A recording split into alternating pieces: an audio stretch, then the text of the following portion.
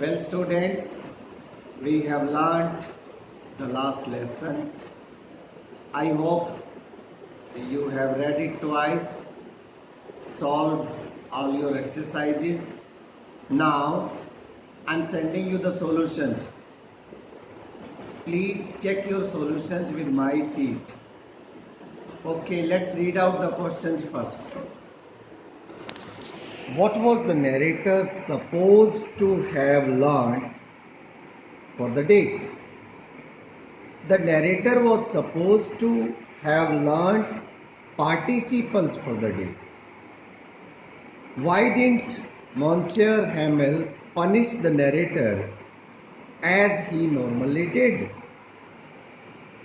Monsieur Hamel did not punish the narrator as he normally did because that day was his last day at school and he had to teach his last lesson.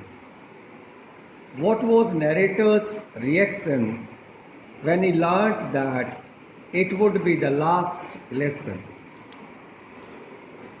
The narrator learnt that it would be the last lesson.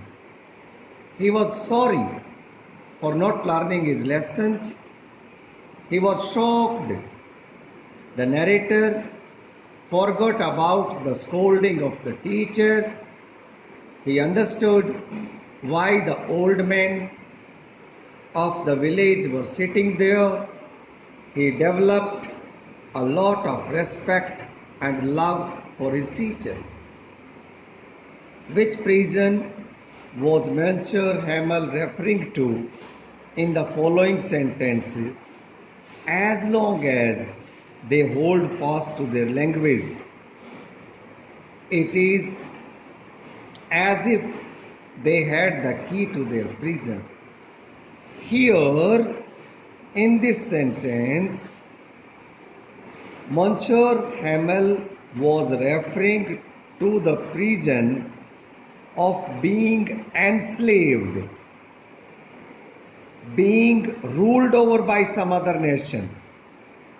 According to him, people must guard their own language as it is the key to independence. This was your exercise B. Now, exercise C. Reflect and answer. What did Monsieur Hamel mean when he told the narrator that he was not the guiltiest one?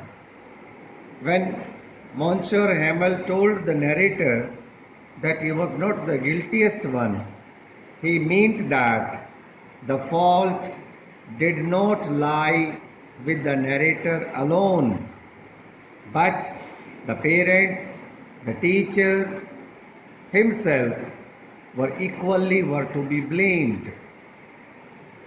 What, according to Monsieur Hamel, is the best way to keep a nation alive? According to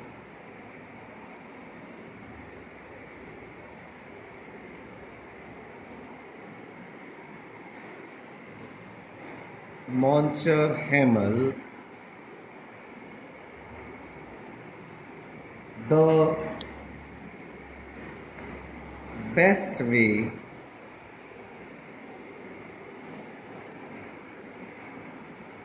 to keep a nation alive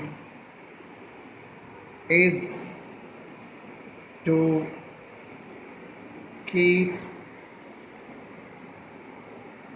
the language of those people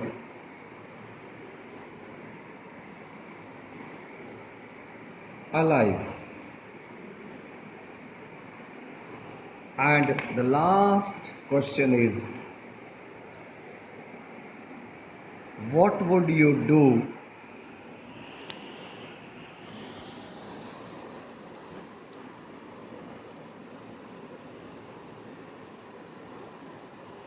for your country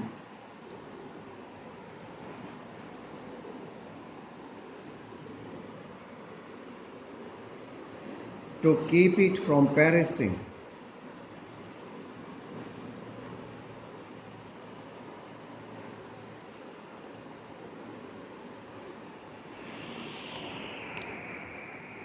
See, the answer to this question has to be different from each student. If I were to write, if I was a student, then I would be writing. This answer would be for Naresh Daya, for me. But for you, the answer may differ. You needn't copy my answer, okay? You may take hint from my answer. What would you do for your country to keep it from perishing? I would make my mother tongue steadfast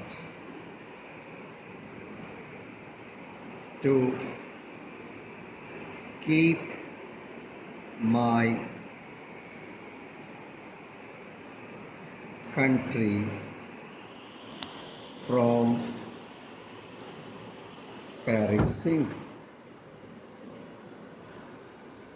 See, we may learn as many languages as we may wish to,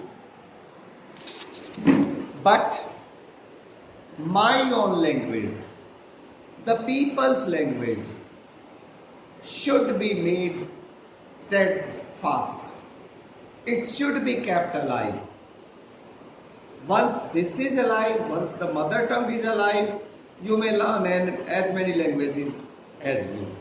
And that won't harm the nation. But if your own language dies, if you learn other language at the cost of your mother tongue, then it is certainly bound to harm your nation. That is my answer. You keep your answer. Thank you for joining. Please send your answers to me.